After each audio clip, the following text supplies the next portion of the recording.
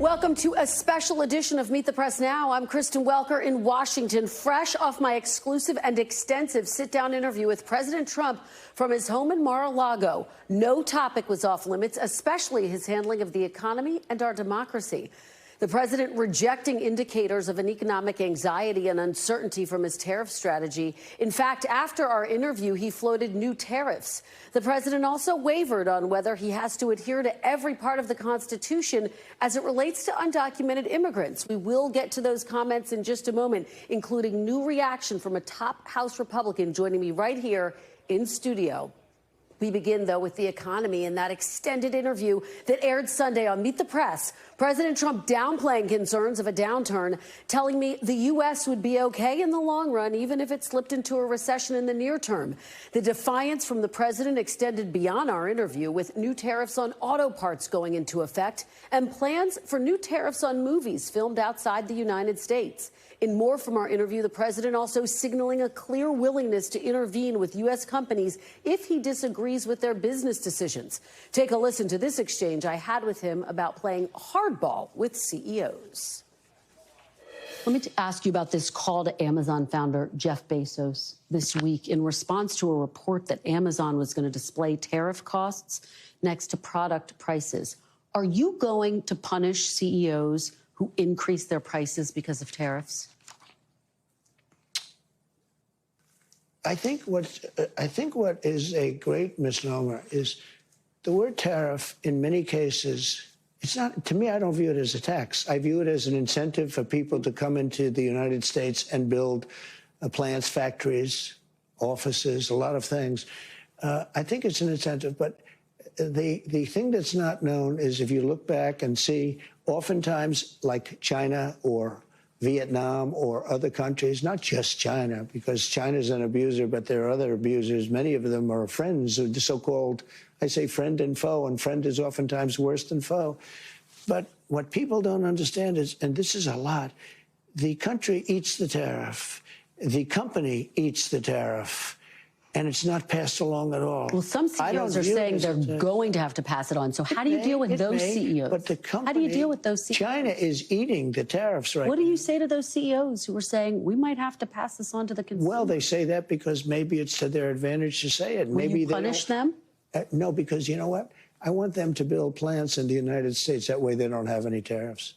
See, tariffs will, and not only will, look at what's happened. In 2 months, we're close to $9 trillion of investment. We've never been anywhere near that. What did you say to Jeff Bezos? He's just a very nice guy. We have a relationship. I asked him about it.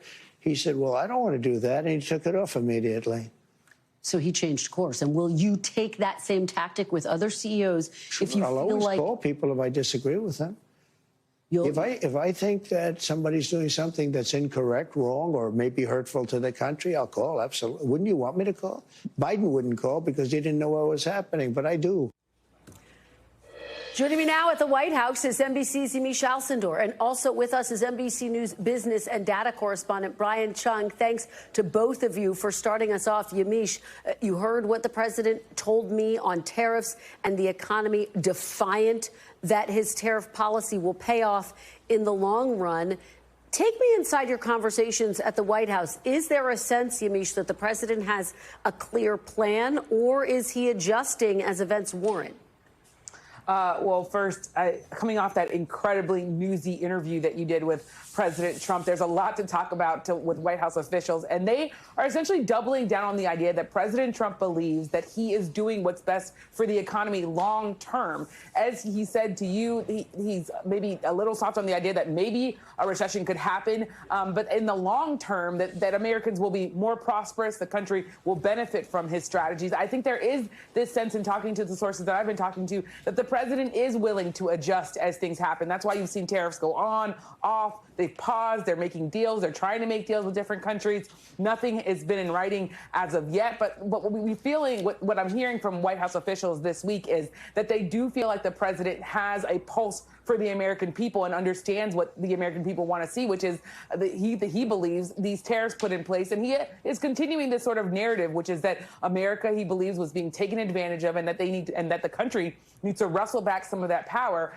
The big question is going to be whether or not the president's going to adjust again if Americans start feeling too much of this. He's been saying short-term pain, transaction costs. I think there's a lot of, I would say, concern, at least in the White House, that long-term, while this might pay off, on the short term, is the stock market going to fluctuate too much? Are people going to say, well, actually, I do want to have $35. I do want to be able to buy as many things as I want to? That's, I think, a big question. How long are Trump supporters, the American people, going to wait for President Trump's policies and his strategy to pay off, Kristen? I think you're right. That timeline question is so key. And Brian, I pressed the president, what is the timeline for that transition cost? He wouldn't give me an answer to the timeline. But again, as D-Mich is saying, he doubles down on this idea that ultimately his tariff policy is going to pay off. How are businesses likely to react to that? And also that exchange that I had with the president where he said, yeah, if I have a problem with what a CEO is doing, I'm going to pick up the phone and call.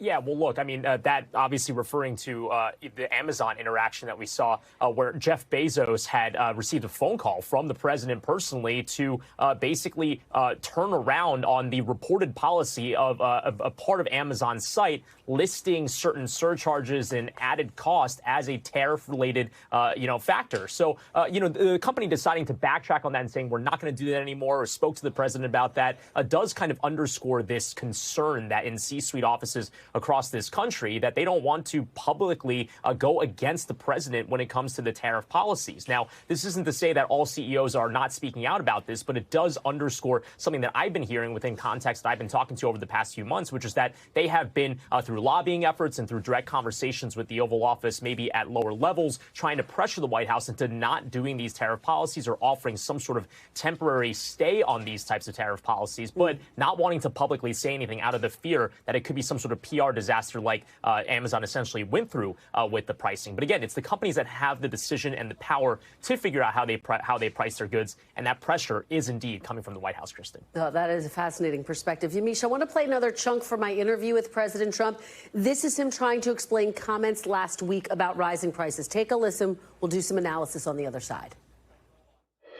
So let's talk about the tariffs. And I want to ask you about something you said this week. Got a lot of attention. You were at your cabinet meeting. You said, quote, I'm going to quote what you said, maybe the children will have $2 instead of $30. Yeah. And maybe the $2 will cost a couple of bucks more than they would normally. Are you saying that your tariffs will cause some prices to go up? No, I think the tariffs are going to be great for us because it's going to make us rich. But you said some dolls are going to cost more. Isn't that an acknowledgement that some prices will go up? I don't think a beautiful baby girl that's 11 years old needs to have 30 dolls. I think they can have 3 dolls or 4 dolls. Because what we were doing with China was just unbelievable. We had a trade deficit of hundreds of billions of dollars with China. When you say they could have $3 instead of $30, are you saying Americans could see empty store shelves? No, I'm not saying that. I'm just saying they don't need to have $30. They can have 3. They don't need to have 250 pencils. They can have 5. But you're basically saying there could be some supply shortages because of the tariff. We don't have to waste money on a trade deficit with China for things we don't need, for junk that we don't need. Well, prices are already going up on some popular items, tires, strollers. This is such a dishonest interview already. Prices are down on groceries. Prices are down for oil. Prices are down for all energy. Prices are down at tremendous numbers for gasoline. And let me tell you, when you have the big thing, what he did, he spent like a stupid person, which he was, but he spent like a very stupid person, and that was bad for inflation. But what really killed us with inflation was the price of energy. It went up to $3.90, even $4, and in California, $5 and $6, right? Okay. I have it down to $1.98 in many states right now.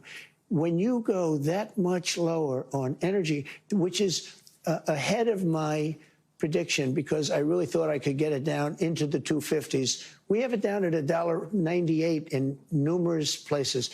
But when you say costs are going up, even mortgage rates are going down. Well, but let me give you some examples. These are actual examples.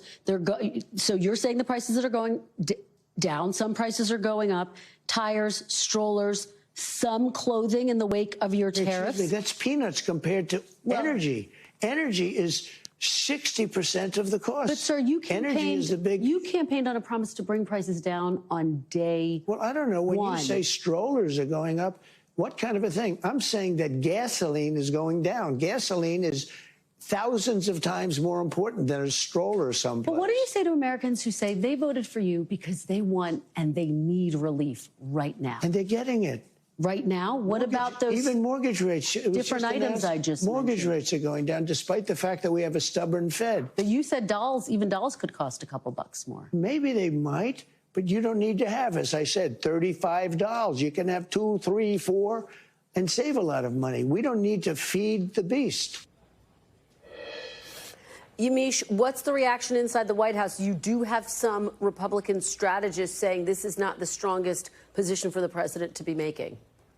It's really fascinating talking to White House officials about this portion of the interview because they are, again, of course, backing the president, in some ways echoing the fact that Americans maybe don't need to waste money on different items and that maybe they'll be able to be a little bit more judicious when it comes to their purchases. But I did sense a little bit of, well, let's just see how this lands this week. So I think it's going to be interesting to continue to watch how White House officials message on this, because there was this position where, and this idea that President Trump is in some ways telling Americans, well, maybe you just won't have as many options. And that's something that I think is hard to swallow for a lot of Americans, including Trump supporters, who believe in capitalism, who want a country where if you want to buy $30, you can be able to afford $30. I also thought it was interesting, the president saying that gasoline is more important than strollers. I mean, we know that this is a president who talked about making IVF free, who's talked about the people around him, J.D. Vance, Elon Musk, talking about America wanting to have more children. So the idea that he's sort of placing something that is so directly involved with children, strollers and dolls, sort of into this, I think is something that worries some people. But overall, the White House says, look, the president, they believe, has a political instinct like no other. And they think that he really believes that he's striking a chord here with the American people and reasoning with them in some ways as he gets this long-term economic strategy across the finish line in their minds. And of course, that $1.98 figure, the wholesale price of gas. Brian, the president also disputed that small businesses would need extra help with these tariffs. I pressed him on this. He said he doesn't think that that's going to be necessary. What do you anticipate the reaction will be inside the small business community? Yeah, and real quickly, just before the small business bit, his point about gas prices being below $2 in some states, I want to point out that AAA, which measures gas prices across this country, doesn't have any single state in the union that is registering an average gas price that is below $2. So it's a bit unclear where that claim is coming from when he cited that statistic in your wide-ranging interview. But when it comes to the small business bit, that is also an interesting rhetorical choice that the president chose to make by basically telling you that it's the big businesses that we should be paying attention to. And certainly, yes, it is the big businesses, in many cases, the Amazons, the Apples of the world, that are making those major pricing decisions for how much we pay for their goods. But on the other hand, small businesses are a major foundation for this economy. And when you consider that statistics from the government itself say that small businesses account for about 55% of all job gains that were made between 2013 and 2023, it's really kind of those businesses, those small mom and pop shops, those gift stores down the block, those little coffee chains that are really the major driver of job creation, which at the end of the day, I'd imagine would be a priority of the president as well. The focus on small businesses is going to be important within the context of tariffs as well, Kristen. All right, D-Mich and Brian, thank you both so much. Really appreciate it. We do have more now for my exclusive interview with President Trump. I asked the president if he would abide by the Supreme Court's order directing his administration to facilitate the return of Kilmar Abrego Garcia. That's the undocumented immigrant father who was mistakenly deported, that's according to the administration, to a super prison in El Salvador. The administration alleges he's a gang member. That's something his attorney and wife deny. But our conversation evolved into an exchange over the role of the courts, presidential authority, and President Trump's views on upholding the Constitution. Take a listen.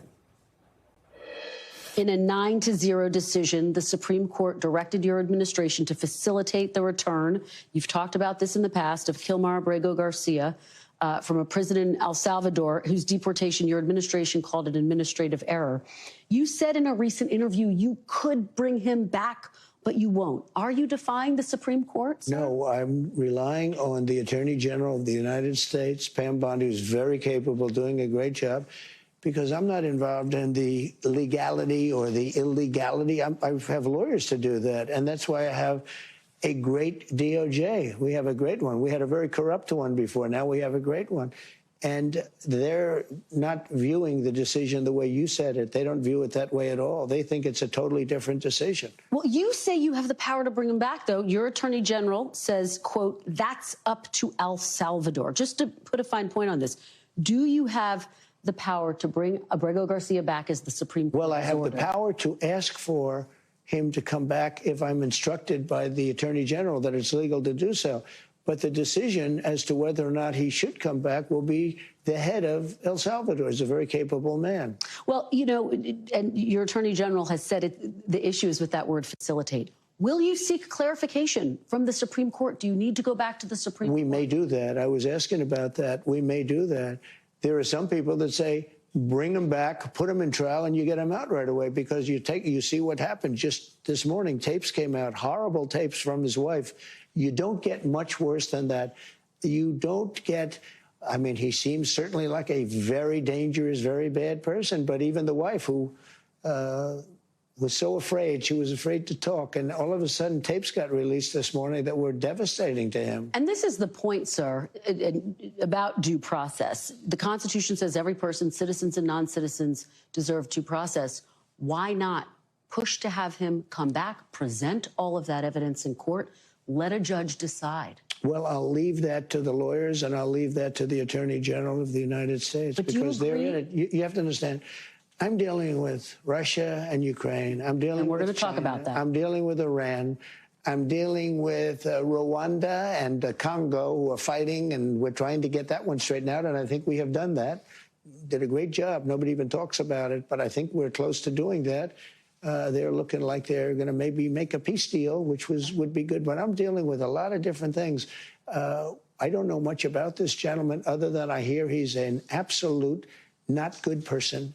And I have very capable legal people, John Sauer, as you know, and all top people. And I have to rely on that to interpret whatever's said by the Supreme Court. Now, with that being said, I have tremendous respect for the Supreme Court. Look, 3 of the people are people I appointed. Right. And I have great respect for the Supreme Court. And I would expect that the Attorney General will be doing the right thing. Your Secretary of State says everyone who's here, citizens and non-citizens, deserve due process. Do you agree, Mr. President? I don't know. I'm not a lawyer. I don't know. Well, the Fifth Amendment says I don't know. It seems it might say that, but if you're talking about that, then we'd have to have 1 million or 2 million or 3 million trials. We have thousands of people that are some murderers and some drug dealers and some of the worst people on earth, some of the worst, most dangerous people on earth. And I was elected to get them the hell out of here, and the courts are holding me from doing it. But even given those numbers that you're talking about, don't you need to uphold the Constitution of the United States as president? I don't know. I have to respond by saying again, I have brilliant lawyers that work for me, and they are going to obviously follow what the Supreme Court said. What you said is not what I heard the Supreme Court said. They have a different interpretation. And joining me now is Congressman Byron Donals, Republican from Florida. We should also note that he is running for governor in the great state of Florida, the Sunshine State. Congressman, thank you so much for being here. It's good to be back with you. It's good to have you back. I know it's a busy time for you, so we really appreciate it. We're going to talk about the president's comments there as well as the economy. But let's talk about that moment when he said, I don't know, when I asked him if he has to uphold the Constitution of as the president of the United States. What was your reaction to hearing that? Do you think he has to uphold every part of the Constitution, including the Fifth Amendment? Well, first of all, let's be clear.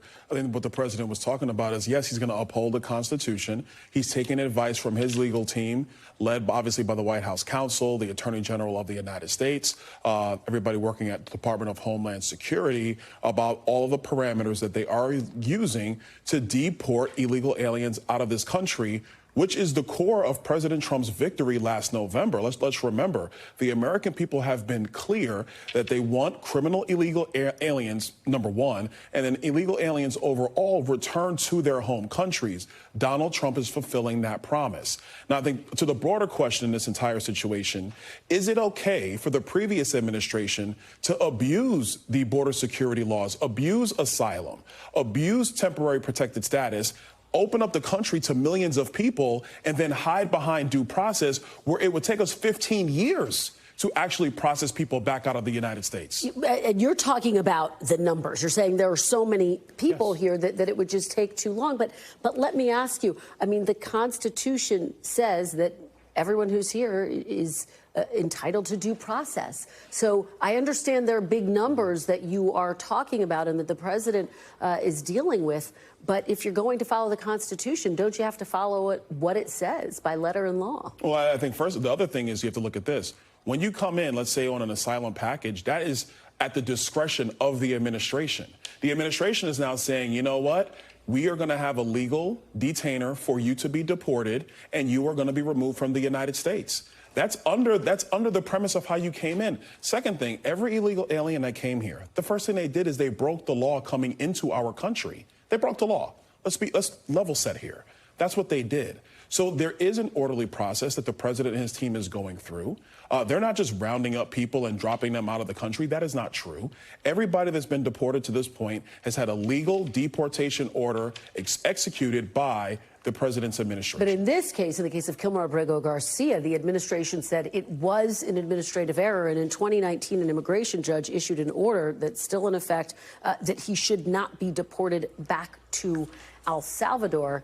And I guess this goes back to the question that I was asking to President Trump. Do you think that everyone, citizens and non-citizens, are entitled to due process? Well, first and foremost, let me be clear with you. When it comes to due process, that is a privilege reserved for American citizens. When people are in our country illegally, there is a semblance of due process, but not nearly at the level of a United States citizen, of an American. There are two different standards. You come to America, you are a guest in the United States. That privilege can be revoked. And a lot of these illegal aliens were not guests. They showed up at the southern border. Joe Biden abused our laws, ignored our laws, and let them in. And yet, so what are the American people supposed to say about that? Well, the Constitution, I mean, let me just read you. This is the Fifth Amendment. No person shall be held to answer for a capital or otherwise infamous crime unless a presentment or indictment of a grand jury, except in cases arising in the land or naval forces. And then it goes on to say, nor shall any person be subjected for the same offense to be twice put in jeopardy of life, limb, nor shall be compelled in any criminal case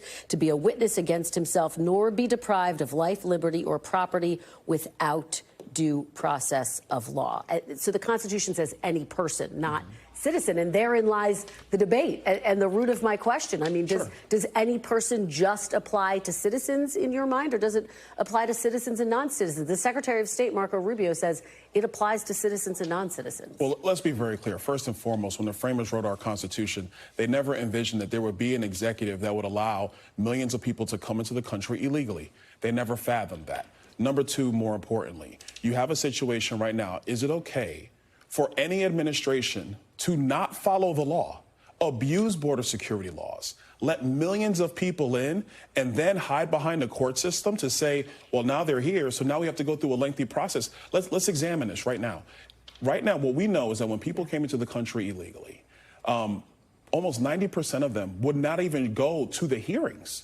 So if you're supposed to show up for a hearing and you do not go, what are we supposed to do as a country? Very quickly, let me just interject, and we're running out of time, and I still have to get to the economy. Sure. To your point about the hearings, does Congress need to work harder to get more funding, to get more resources to the courts so that you can better process people who are here, who are undocumented? In the one big beautiful bill, there will be dollars provided to the administration to speed up the deportation efforts. I will add that one of the things we have to be very sober about is that the gravity upon which all these people have been brought to our country, it is not physically possible to hire that many judges and process them out of the country. This is why you cannot have open borders to begin with. Okay, let's move on to the economy. Sure. I have to get your reaction to the president effectively saying that kids can have or should have $2 and not $30. They should have fewer pencils. Do you think that's the right argument for the president to be making about his tariff policy? Look, I think the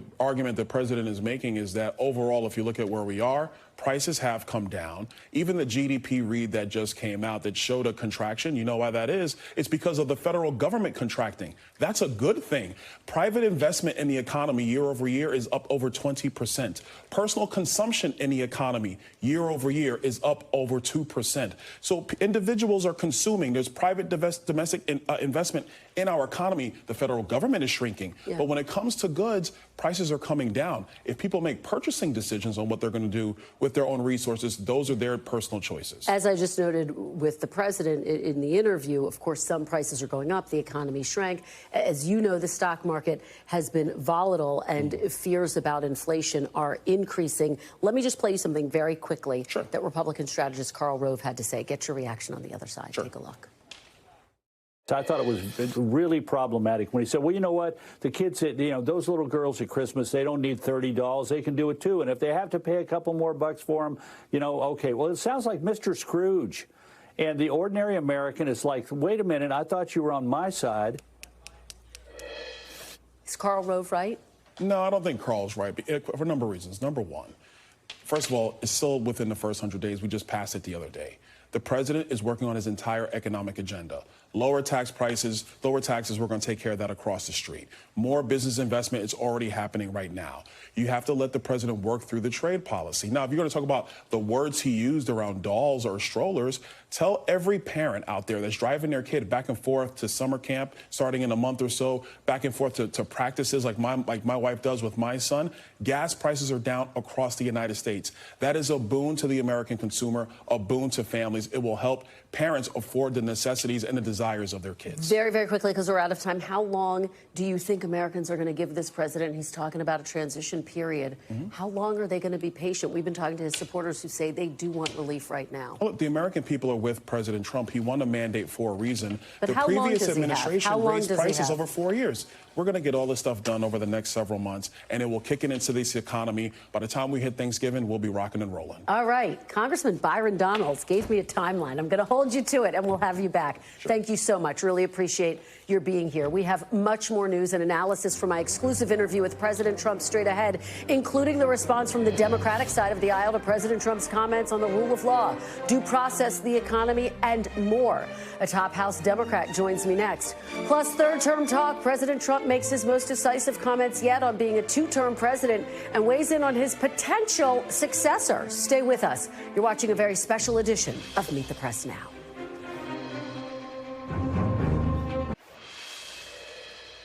Welcome back. As President Trump touts his accomplishments in his first 100 days, Democrats are pushing back on his tariff agenda, deportation policies, and his threats to the system of checks and balances. Joining me now is Democratic Congresswoman from Michigan, Debbie Dingell. Congresswoman Dingell, thank you so much for being here. Really appreciate it. It's great to be with you. I want to start with you where I ended with Congressman Donalds. You heard the president in defending his tariff policy. The president said that kids do not need to have as many dolls and as many pencils. 2 dolls will do. You don't need 30. Do you agree with any part of that argument, Congresswoman? So, first of all, I'm going to take a little step back and take a little bigger picture. I am somebody who believes tariffs are a tool in the toolbox and are appropriate when you're competing with China, which the Chinese government subsidizes manufacturing, manipulates its currency, and pays slave labor. But the way that the president has done tariffs has created absolute chaos. It's made enemies out of our allies. My industry does not want, I'm a car girl, you know that from Michigan, doesn't want to be a ping pong ball. They still can't understand what he's done. And it is creating chaos, and that is not good. And you know what? The average American family doesn't get 30 or 20 dolls on Christmas Eve. 1 or 2 dolls is something that most families are very, very excited about. So it shows how out of touch with the economy he is in just making that statement. Congresswoman, let me ask you about something else the president said. He really downplayed concerns about the possibility of a recession, saying that ultimately the U.S. will be okay in the long term, even if it dips into a short-term recession. What do you make of that argument? Well, first of all, I don't like hoping for a recession. I don't like talking about a recession because I think consumer confidence matters. I do think consumers are worried right now. The president made a lot of promises on the economy. And I heard my colleague previously, but he should go to the grocery store with me on Sunday mornings and see. Everybody knows I'm going to be there, and they're talking about how grocery prices haven't gone down. And they're also talking about how a lot of programs that they depend upon are at risk. So I don't think any of us wants to see a recession, but I'd like to see the economy get stronger. I don't want to see consumer prices go up. He campaigned that he would lower consumer prices. That hasn't happened. How concerned are you? And I know you don't want to talk about a recession, but just give me the reality check, Congresswoman. How concerned are you? We saw the economy shrink in the first quarter, that there could ultimately be a recession. So I am worried, but I'm also going to tell you that I think the president does not want to see this country's economy suffer. I don't think he wants to see businesses or manufacturers suffer. So, you know, we frequently don't know what the tariff policy is from day to day. And by the way, that uncertainty, you know what every business needs, large or small, certainty. And the biggest thing they don't have is certainty. I think we need to be working together to keep that recession from happening, building up consumer confidence, which he hasn't been doing. So I want to figure out a way to do that because I don't think it's good for this country to have a recession. Congresswoman, let me ask you about another part of my conversation with President Trump. We discussed the debate surrounding Kilmar Abrego Garcia, of course, who was in this country undocumented. He was sent to El Salvador. The administration said it was an administrative error. Of course, there's been a lot of debate and discussion swirling around this.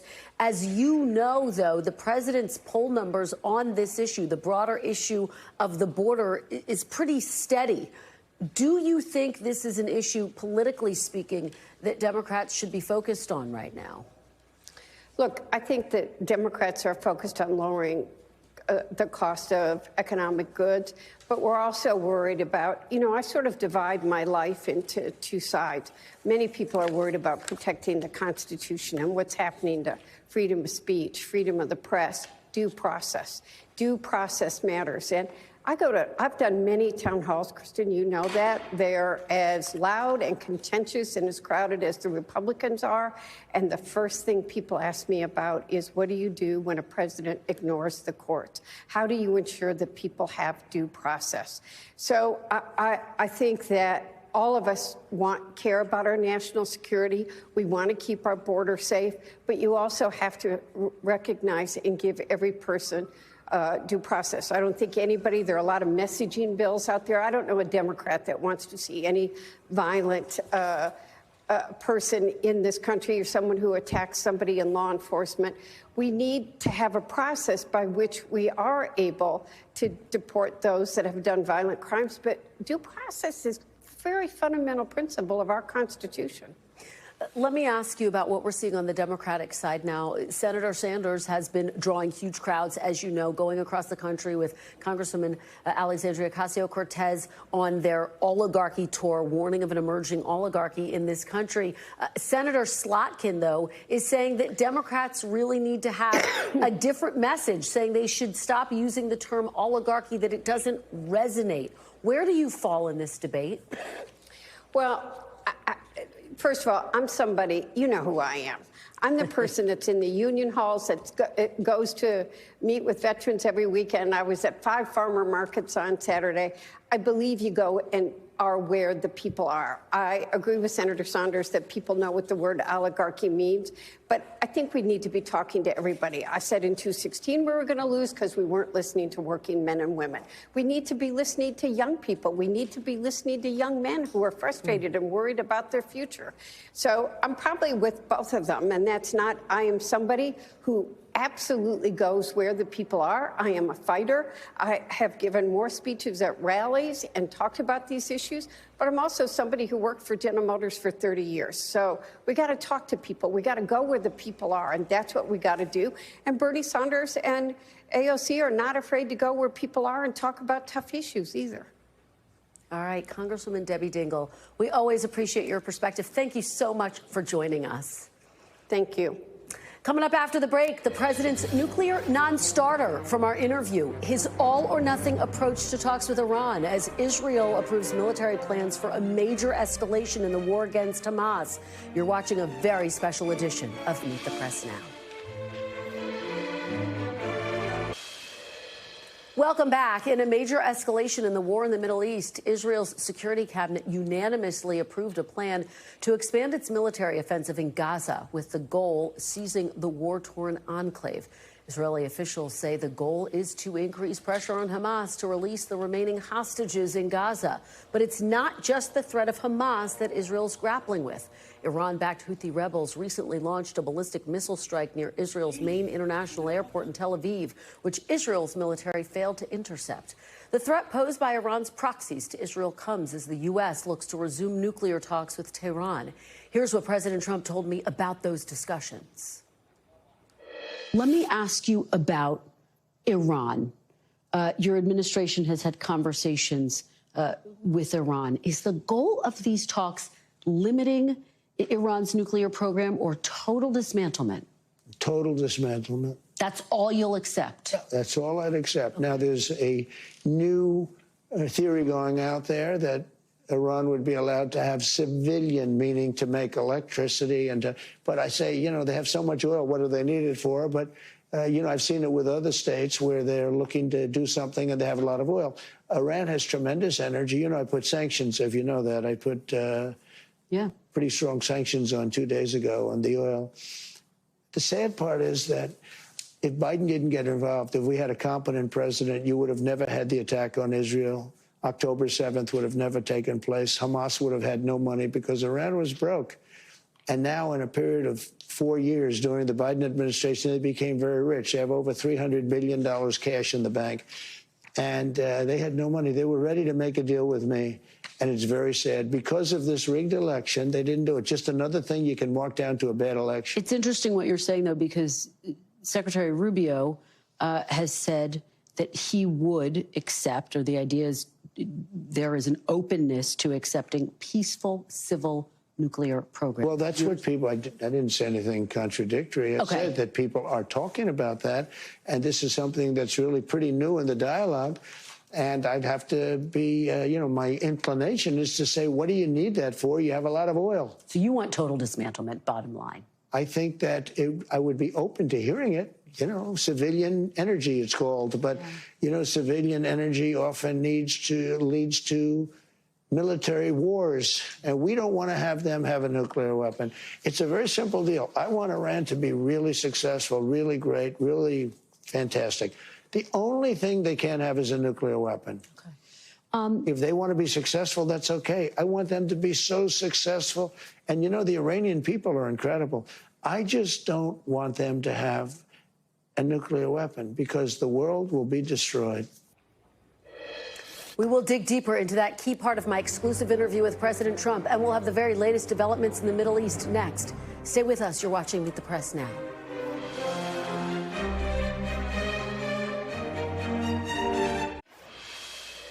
Welcome back. For more on the talks between the U.S. and Iran, I'm joined now by NBC News Chief Washington Correspondent and Chief Foreign Affairs Correspondent Andrea Mitchell. Andrea, thank you so much for being here. Such a great interview. Thank you. I really appreciate it. Thank you for being here for analysis of this critical part, which is our discussion on foreign policy.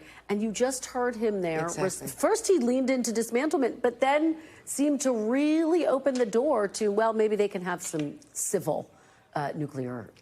Absolutely. And it's not a red line, clearly. And when you said to him, but Secretary Rubio has said that they could have some enriched uranium for civilian, you know, nuclear power, which would be permitted under the Non-Proliferation Act, he said, well, you know, I hadn't considered that. So he was not aware, or it was not top of mind for him what Secretary Rubio had said, because it's a little bit down in the weeds in terms of what he would be aware of, and he's not ruling it out. Now, it's still, there's an open question as to whether this would permit them to purchase enriched uranium and still have to dismantle all their centrifuges so that they couldn't break out again. And that's a clear, you know, negotiating point, Iran has not accepted that. But this is the most promising moment for Iran negotiations. The Biden administration got nowhere. And in this instance, it's sort of like Nixon to China. Maybe Donald Trump, who took the U.S. out of the previous nuclear deal that President Obama's team had negotiated, arguably making the world a lot more dangerous, according to most experts, because once they were out of it, they could break out of it as they have, and they've come this close to being able to have enough enriched uranium to create a nuclear weapon. And, Andrew, on another topic, Israel's cabinet approved a plan to seize Gaza. What can you tell us there? Well, that is really startling. Certainly, Israel's decision to reoccupy Gaza would make it impossible to have a Palestinian state.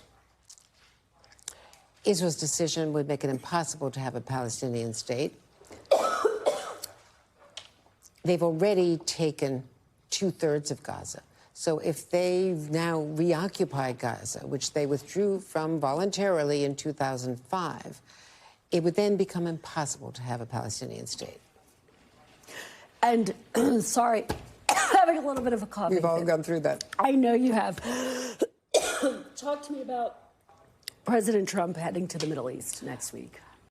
President Trump's trip to the Middle East actually duplicates. This would duplicate President Trump's first trip after taking office in 2017. He went to Riyadh, which is so unusual. He was the first president who would go to Saudi Arabia before he went to Mexico or Canada, his closest neighbors. Well, clearly, this time President Trump is not going to go to President Trump is not going to go to Mexico or Canada, his closest neighbors, who he's been attacking on tariffs and a lot of other things. So going to the Middle East and going to Riyadh and Qatar and the UAE, 3 countries that are key to the Iran negotiations, key to any future with Israel normalization with Saudi Arabia, is really pivotal. And, of course, Qatar is the largest U.S. base over there and the big fight against the Houthis. All right, Andrea, thank you. My cough is hopefully passing. I so appreciate your being here. Absolutely. Thank you. My pleasure. And sorry for that. Thank you for powering through. No, sure. We will have much more of the panels next.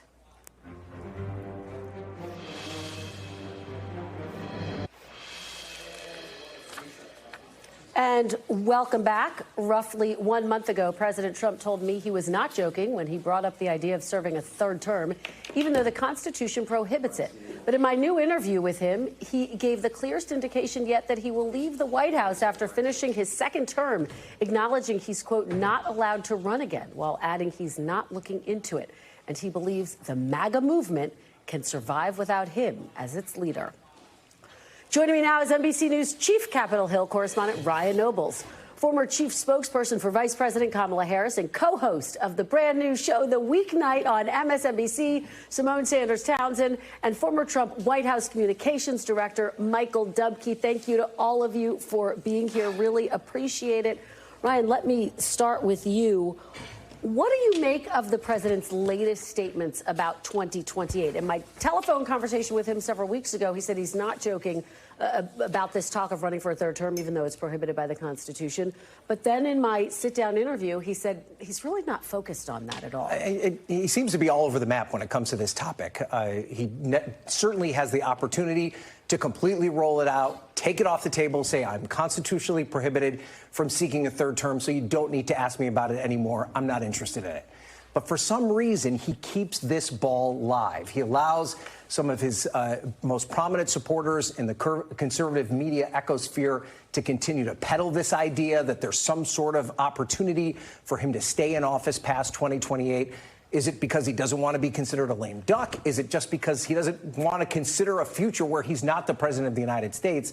All those are valid questions, but the simple fact of the matter is, until he definitively says, I'm not interested in being president past 2028, I believe it's a valid question to continue asking him, because he alone is the only one who can tell us that this is not going to happen. Mike Dubke, what do you make of that? He's just having some fun. I mean, keep hope alive, I guess, for the rest of the MAGA movement. But look, I mean, when he's been asked about this, there were the first time, I think he was legitimately just kind of poking around on it. I think he gave you a very honest answer. Experts have looked into this. he is worried about being a lame duck in the sense that he's got to, and frankly, I'm more worried about what the elections of 2026 are going to portend, because he's got just a short period of time, especially if the nation goes in a different direction. 2026 is really the election that the president should care about, not 2028 or beyond. Yeah. Simone. So I agree with you on the 2026 point because, and I don't think, though, that he or Stephen Miller or all the people that work for Donald Trump are just going to allow a little thing like voter sentiment and, you know, polls and what people think and how they go to ballot box to allow the House to slip through their fingers. So you've got that voting executive order that he put out. You've got the SAVE Act, right, that passed the House, could potentially pass the Senate, pass the House with some Democratic votes, too, on that. And just look at what's happening in North Carolina. Allison Riggs won that state Supreme Court race in November. It is being challenged. She won by 734 votes. It's been challenged, and now some votes have been thrown out, and she could potentially lose to her Republican counterpart on account of a technicality. So I don't think that it's a foregone conclusion. But on this, why didn't he just say no? Because Donald Trump would like to be having fun with it. This is the You know what? They thought he was having fun the last time, too, and then people tried to take over the Capitol. And I think that's part of the reason that we need to take this so seriously, Mike. And I appreciate the idea. Yeah. Like, honestly, I think too much has been made of this whole him being in the Pope costume. As a Catholic, I can understand why people are offended by it, but I don't think he really wants to be the Pope. Correct. And I get that he likes to joke. But when it comes to something like this, he It's tests so the serious. limits of what is acceptable all the time. And so there's no reason to think that this isn't part of that thing. Yeah, and the Trump organization is selling hats that say Trump 2028. His allies certainly are talking about it. I want to play for you guys another piece of the interview where I asked him who he thinks his successor should be. Take a look at that. We'll discuss it. I know that you are only 100 days in, but as we sit here today, who do you see as your successor, Mr. President? Well, it's far too early to say that, but I do have a vice president, and typically it would be, and JD's doing a fantastic job. He would be at the top of the list? It could very well be. I don't want to get involved in that. I think he's a fantastic, brilliant guy. Marco is great. There's a lot of them that are great. I also see tremendous unity, but certainly you would say that somebody's the VP. If that person is outstanding, I guess that person would have an advantage. But I think the other people would all stay in unbelievably high positions. But, it could be that he'd be challenged by somebody. We have a lot of good people in this party. Mike, what do you make of that answer? The fact that, yes, he talked about J.D. Vance, but boy, he really leaned into Marco Rubio as well, and that got a lot of attention. Well, he keeps giving Marco Rubio extra responsibility, so maybe being my heir apparent is the next one that he wants to give. All I could think of, Brian, though, on the Catholic side of this, J.D. Vance is Catholic and be a much younger pope. So I think maybe the president's looking that direction as well. Simone, from a political perspective, how do you break down what you heard from President Trump on who his likely successor should be? As someone that used to work for a vice president, when I was working for Vice President Harris and the president at the time gave that kind of answer, we would be in the office like, well, dang, I would be trying to get on the phone with the people with the president to say, hey, can we clean up these comments a little bit? So I don't think that portends well for the Vance But camp. I also think that, to a certain extent, Donald Trump doesn't want us to think about his replacement. Yeah, that's a great He point. doesn't want to anoint anyone quite yet because he wants to be the top dog. And the second he says, I think J.D. Vance is going to be my heir apparent and my next successor, all of us are just going to be talking about the next Vance. And frankly, just quickly, in all fairness, we're 100 and some days. That's right. Well, this is true. So no president will answer that question. I did, and I prefaced my question to him that way. I said, I know it's so early. You did. Let me just get everyone's take on the doll quote, because it has had so much resonance. Ryan, what's the reaction been on the Hill? I think, obviously, there are members, the Republican members of Congress are probably cringing because they're going to be forced to answer this question now when they're in these town halls, the ones that are having town halls, or when they're meeting with their constituents. But I don't think it's so much the fact that he said, instead of having $30, you should only have $2. I think it was really more the idea that he thinks anyone has $30. That's the comparison that we're talking to here. It shows a level of disconnection with the average voter about how many of these dollars are actually under Christmas trees over every holiday season, and this disconnect about what the real impact of the economy might be. So he's saying 30 versus 2. That's what a billionaire tells you to do. But for a family that's struggling to pay for their bills on a weekly basis, it's the difference between $2 and maybe no dollars. Yeah, I mean, Mike, one Republican strategist said to me, that this person cringes when they hear that. Well, on the dolls, maybe. But he also talked about pencils when he was in your interview with you. And I think the point he was trying to make here is, and he used the word junk when talking about some of the goods coming from China. And I think the point he was trying to make is that there are a lot of things that we import into this country from China that we don't necessarily need. I don't know if it was dolls. I don't know if it was pencils, where he was going with it. But I think that's the bigger issue here is what are we bringing into this country that we need at such a low price that American jobs need to be in jeopardy. I will buy that. So if that's what the president is saying, though, that's still a bad message. I do think that the president has to get some people around him that have a little bit more real-life experience. Because what's coming out of the White House reminds me of when I was in the White House and we were talking about transitory inflation. The inflation was not transitory, honey. The groceries were high. But the people directly around the president and folks in the room, when I first heard that, I was like, oh, they haven't been going to the grocery store. That is what is happening here. And again, you can do a lot, and Donald Trump has been able to benefit from messaging away a lot of things, but you cannot out-message what people are feeling in their everyday lives. So when they go to the shelves and there are no dolls, maybe it'll be a thing. Or the dolls are too expensive. Right, exactly. Guys, thank you so much. Great conversation. Ryan, Simone, and Mike, really appreciate it. And Simone, congratulations on launching your new show. We will be cheering you on. Thank you. The Weeknight, which premieres this week on our sister network, MSNBC. We're back tomorrow with more Meet the Press Now, but the news continues with Hallie Jackson right now. Thanks for watching. Stay updated about breaking news and top stories on the NBC News app or follow us on social media.